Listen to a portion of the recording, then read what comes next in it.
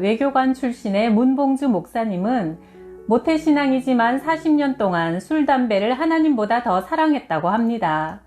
그런데 어떻게 새벽형 크리스천이 되셨는지 전해드릴게요. 나는 서울대 외교학과를 졸업하고 곧바로 외무고시를 통과했다. 외교관이 되는 것은 쉬운 일이 아니었다. 같은 동급생 중에서도 한 해 외무고시를 패스하는 친구가 2명 정도 될까 말까 했다. 그러니 나는 세상에 나보다 잘난 사람이 없어 보일 정도로 콧대가 높아졌다. 박정희 대통령 때 의전 비서실로 파견 근무를 나갔는데 그 시절 그 권세가 대단했다. 그때 27살의 내가 대통령 심부름으로 지방에 내려가면 군수들은 소파에 앉지도 않았다. 자신들보다 한참 새파랗게 젊은 내 앞에 무릎을 꿇고 대통령의 친서나 금일봉을 받을 정도였다. 그랬으니 나는 그야말로 기고만장해서 밤에는 강남 술집들을 주름잡는 유명 인사가 되어갔다. 어머니 뱃속에서부터 교회를 다녔지만 술과 담배를 끊어야겠다는 생각을 해본 적이 없었다. 술을 끊으면 친구들이 모두 사라질 것 같았다. 게다가 외교관은 끊임없이 새로운 외국인을 만나야 하는데 술을 마시지 않는다면 그 초면의 어색함을 무엇으로 없앨 수 있단 말인가. 그러니 늘 술 문화에 푹 젖어 살 수밖에 없었다. 사람들과 세상적으로 놀아나는데 탁월함을 발휘할수록 하나님과는 점점 더 멀어져 갔다. 그렇지만 주의를 지키고 11조를 내고 잠자리에 들기 전에 기도하는 것은 그야말로 생활 습관으로 굳어져 있었다. 교회에서 집사 직분도 받았고 봉사가 필요하면 선뜻 순종했다. 그러나 하나님은 늘 멀리 계셨고 부담스럽지만 양심상 내칠 수도 없는 어른 한 분을 모시고 사는 듯한 기분이랄까. 그러다 보니 원래 불교 신자였던 아내에게 나는 가증스런 크리스천의 상징이었다. 매주 교회는 가면서도 담배를 하루 서너 갑씩 피우고 매일 술에 취해 새벽 2, 3시에나 집에 들어왔으니 말이다. 중국에서 공사로 근무할 때 하루는 대사관에 북경의과대학 내과 과장이라는 분이 나를 찾아왔다. 사실은 제 아들을 서울대로 유학을 좀 보내려고요. 입학 날짜는 가까워 오는데 비자를 받으려고 하니 워낙 줄이 기네요. 그때가 한창 중국인이 한국행 비자를 얻으려고 하던 무렵이라 대사관 앞에서 몇 날 며칠을 기다려도 비자 받기가 쉽지 않았다. 나는 이분이 그날로 비자를 받을 수 있게 해드렸다. 그랬더니 고맙다면서 어디 아픈 곳이 없냐고 물어보았다. 나는 원래 별명이 차돌맹이다. 예전에 그렇게 새벽 늦게까지 술 퍼먹고 돌아다녀도 그 다음날 아침 7시면 출근할 정도로 건강만큼은 다부졌다. 그래서 아픈 데 없으니 신경 쓰지 않으셔도 된다고 하니 그가 일어나면서 이렇게 말했다. 아무리 병이 없어도 소화제도 안 먹는단 말입니까? 그 말에 다시 생각해보니 동글동글한 환 같은 중국 소화제를 먹고 있는 게 기억났다. 소화제를 먹고 있긴 한데요. 가끔 속이 더부룩하고 답답해서요. 환약을 먹으면 속이 좀 시원한 것 같아서. 약 드신 지 얼마나 됐어요? 2달쯤 됐네요. 하지만 어쩌다 한 번씩 먹는 겁니다. 이런 소화제를 먹은 지 2달이나 됐으면 병이 없는 게 아니지요. 내일 무조건 병원으로 오세요. 그러고 보니 새벽기도 다니면서 운전할 때 한 손으론 습관적으로 가슴을 쓸어내리던 기억이 났다. 그런데 소화제 몇 알 먹은 게 무슨 대수란 말인가. 어디가 크게 불편한 것도 아니고 피곤을 모를 만큼 나는 아무렇지도 않은데. 다음 날 병원에 가서 내시경 검사를 했다. 하는 동안 의사들이 계속 검사실로 몰려들었다. 뭐라고들 하는데 내가 알아들은 중국말은 헌중이라는 말이었다. 매우 심각하다는 소린데 내 어디가 심각하다는 말일까? 2주 후 검사 결과 위암 4기, 당장 수술 안 받으면 죽을지도 모른단다. 세상에, 나는 이렇게 아무렇지도 않은데 내 속 어디가 그렇게 망가졌다는 것인지 나는 실감할 수 없었다. 급히 한국에 와서 서울대학교 병원에서 다시 검사했지만 위암 4기였다. 의사는 암덩어리가 위벽을 뚫고 나와 있는 심각한 상태지만 우선 수술하고 항암 치료를 꾸준히 받으면 큰 무리는 없을 거라고 했다. 그때 처음으로 내가 죽을 수도 있다는 생각을 했다. 나는 진지하게 창조주를 생각했다. 나는 너무 오랫동안 창조주를 외면하고 살아왔으니 그렇다. 이 병은 오로지 죄의 대가였다. 하영조 목사님도 병문안을 오셨다. 문집사, 고난은 축복의 시작이야. 힘내.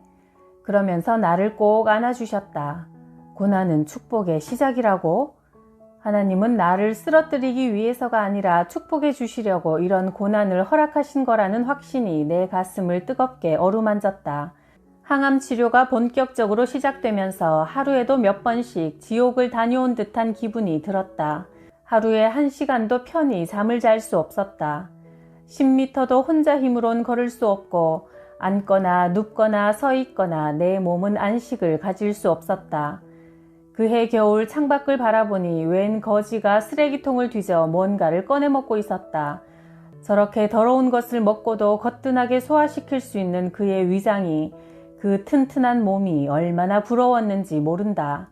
항암 치료를 받으면서 나란 존재가 정말 아무것도 아니라는 사실을 절실하게 깨달았다. 외교관이라는 탄탄한 직업과 학력과 가정, 원래 내 것이 아니었던 모든 것들, 그러니까 이 생명마저도 원래의 주인에게 모두 되돌려 주어야 할 때 내게는 정말 하나님을 찾는 영혼의 소리밖에는 남아있지 않았다. 하루는 아내가 태반을 구해왔다. 말기 암 환자도 태반을 먹고 살아났다는 것이다. 그렇지만 나는 그것만큼은 피하고 싶었다. 태반이란 결국 인육이 아닌가. 아, 하나님이 나를 이렇게까지 낮추시는구나. 나는 정말 고개를 저었다. 그러나 보기만 해도 비릿한 그것을 태반은 그냥 삼켜서 먹는 것이라며 손으로 움켜잡고 조각조각 내어 내 앞에 밀어놓는 아내의 손길을 차마 밀칠 수 없었다. 태반이 몸속으로 들어갈 때 이것이야말로 음부를 지나는 고통이구나 생각했다. 정말 이렇게까지 살아야겠는가 하는 생각이 들었다. 하나님, 제가 어떻게 기도해야 할까요? 하나님, 기도도 할 수 없는데 차라리 저를 데려가 주세요. 그때 나는 알았다. 기도란 평소에 고통이 닥치기 전에 해야 하는 것임을. 평소에 기도하지 않던 사람은 갑자기 힘든 상황이 닥쳐도 기도하지 못한다는 사실을. 그렇게 민간요법과 함께 항암 치료를 받은 지 6개월이 지났을 무렵 얼굴에 황달기가 돌기 시작했다. 항암 치료를 받으면 다른 세포들도 다 죽기 때문에 백혈구가 계속 감소하고 있었던 것이다. 그러던 중 천진에 있는 장로님에게서 연락이 왔다. 서울에서 신유은사를 받은 권사님 한 분이 북경에 오셨는데 한번 치료를 받아보라고 했다. 신유은사자 권사님이 내게 먼저 꺼내신 말씀은 항암 치료부터 끊으라는 거였다.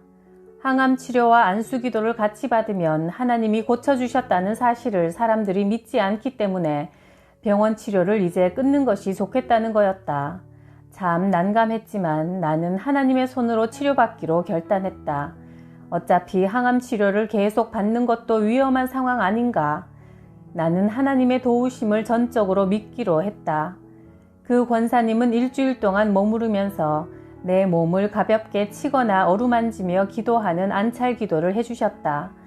그리고 한국으로 돌아가면서 아내에게 안찰법을 알려주셨다. 그 뒤로 6개월 동안 나는 아내에게 끊임없이 안찰 기도를 받았다. 그런데 참 놀라운 일이 일어났다. 그 다음부터 점점 몸이 회복되는 것이다. 안찰을 받으면서 매주 교회에서 성경 공부를 청년부 2시간, 장년부 2시간 동안 이끌면서도 몸이 아파 쉰 적이 한 번도 없을 만큼 하나님은 건강을 회복시켜 주셨다. 또 매주 대사관 직원들과 등산을 다니기 시작했다. 그야말로 하나님 은혜로 나는 새 삶을 얻었다. 그 이후 나는 매일 적어도 1시간 기도하는 삶에 도전했다. 기도할 때는 4단계를 거치는 것이 좋다. 우선은 감사기도, 2번째는 회개기도, 3번째 중보기도, 4번째는 간구기도.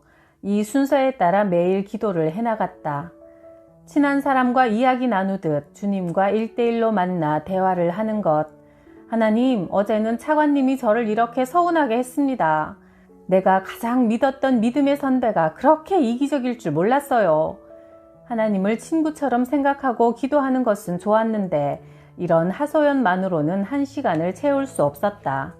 그래서 중보기도를 열심히 하기로 했다. 중보기도 목록을 만들어 우리 교회와 파송한 선교사님들을 위해서 또 나라와 민족을 위해 함께 일하는 직원들과 우리 가족을 위해 기도 제목을 수첩에 적어놓고 보니 기도할 게 얼마나 많던지 그것을 보고 읽기만 해도 1시간은 가볍게 넘어갔다. 기도를 마음을 다스리는 명상증으로 이해하는 사람들이 많지만 기도와 명상은 엄연히 다르다. 명상은 그저 머릿속으로 생각하는 것이지만 기도는 하나님께 내 마음을 고백하는 것이다. 인생은 어디서 와서 어디로 가는가? 아무리 고민해봤자 흙으로 된 머리로는 도저히 알 수 없다. 쇼펜하우어는 일생 동안 이 문제를 고민했지만 결국 아무것도 알아내지 못하고 죽었다. 인간이 아무리 명상해봐야 헷갈리고 캄캄하고 답답할 뿐이다. 명상이든 참선이든 하면 할수록 인생 문제를 해결할 수 있는 유일한 길은 죽음밖에 없다는 결론에 이르고 만다. 세상 지식으로는 하루하루 살아가면서 느끼는 숱한 외로움, 허무함, 두려움 같은 인생의 죄 문제를 해결할 수가 없다. 하나님의 말씀만이 죽음에 이를 수밖에 없는 우리를 변화시킬 수 있다. 기도는 바로 하나님께 인생 문제를 내어놓고 답을 얻는 귀한 순간인 것이다.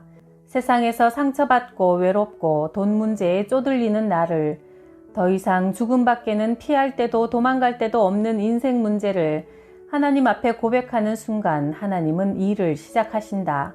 인생이라는 사납고 거친 바다에서 소망으로 생명으로 기쁨으로 이끌어 주신다. 이것이 바로 기도가 명상이 아닌 이유이며 기독교가 복음이요 진리인 이유다. 하루는 새벽 기도를 하는데 주님이 내게 이런 음성을 들려주셨다. 내가 저축해 놓은 돈을 필요한 곳에 나눠주라는 것이다. 다른 건 몰라도 그것만큼은 곧바로 순종할 수 없었다. 나는 정말 역경을 딛고 살아왔다. 유년 시절은 지독하게 가난하고 힘들었다. 결혼할 때도 아내의 돈을 빌려 약혼 반지를 사면서 자녀들에게만은 가난을 겪게 하지 않겠다고 다짐했다. 그래서 형편껏 큰딸 시집 보낼 미천으로 얼마쯤 모아놓은 것인데 선뜻 예가 나오지 않았다. 그날은 그렇게 어물어물하다가 기도가 끝나고 말았다. 그런데 그 다음 날도 똑같은 음성이 들려오자 심장이 멎는 듯한 고통이 뒤따랐다.